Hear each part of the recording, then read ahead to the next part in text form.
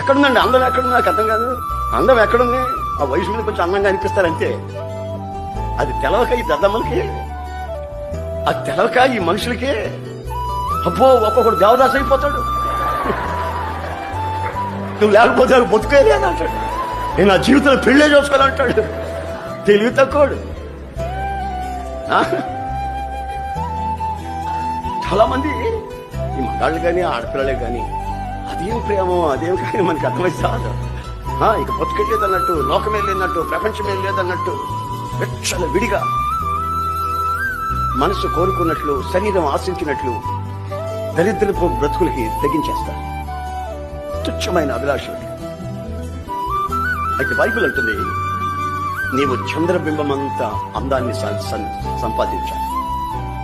ఎంతసేపు చూసినా ఆ అందం తరగకుండా ఉండాలంటే గుణం అనే అక్షయ అలంకారం నువ్వు పొందుండాలి. పై వేషాలు కాదు, పై